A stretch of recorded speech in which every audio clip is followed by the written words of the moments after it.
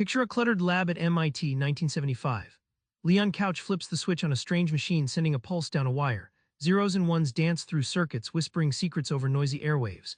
But how does this digital magic actually conquer chaos? What if your smartphone's voice call or that late-night streaming depended on just the right blend of old-school analog and cutting-edge digital wizardry? Stick around, this tale rewires what you thought you knew about communication. Before ones and zeros, there were waves, actual squiggly waves in the air and wires. Let's dive into how analog signals carry your voice before the digital age sparked a revolution. At Bell Labs in the 1920s, engineers captured voices by converting sound into varying electrical signals, an analog dance.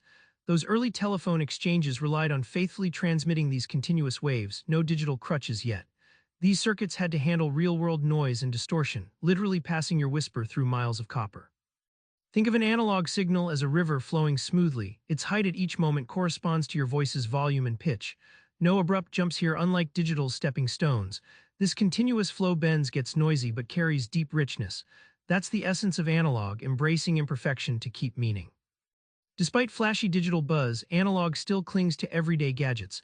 From your old-school radio to certain microphones, it thrives where human senses need smooth nuance. The surprising twist: analog's natural variance sometimes beats digital's strict binary in capturing emotion and detail in sound. Now step into the era when engineers took a radical turn, converting that smooth river into precise stepping stones. It's messy, extra work, but the rewards game-changing. Claude Shannon in 1948 rewrote the rules. He imagined all information as just ones and zeros, like light switches toggling on and off. At Bell Labs, this idea crashed into old analog tradition, sparking fierce debates. But Shannon's math promised a future where noise could be tamed, even conquered. Imagine painting an analog wave, but only using a series of dots. Sampling is exactly that, measuring the analog signal at quick snapshots, then reconstructing the flow from these discrete points.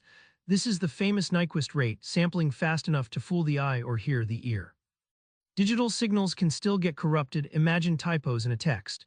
But error correction codes like magic ink detect and fix these typos mid-transmission. With these, signals become nearly indestructible, enabling your phone calls and videos to be crystal clear, even over shaky wireless networks.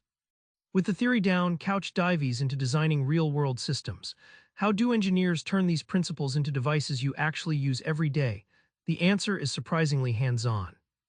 Leon Couch doesn't just theorize, he brings MATLAB front and center, a powerful software where engineers test designs without wiring a single circuit.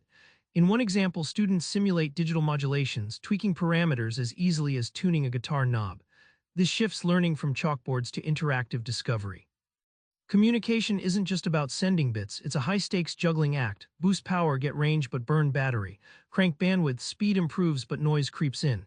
Designers must balance these like a DJ mixing tracks to hit the perfect beat for each application. Before you solder or sell, simulating entire communication systems cuts costly failures. Couch shows a breakthrough case where simulation caught a design flaw that would have caused dropped calls.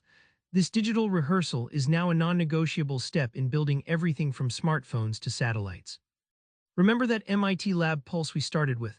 Now you see it's not just magic, it's the fusion of analog nuance and digital precision, crafted through clever design and tireless simulation. Next time you chat on your phone or stream a video, try spotting when analog meets digital in your world. Let's rethink communication. What one system could you simplify today by blending the old with the new? Subscribe for more book summaries like this one.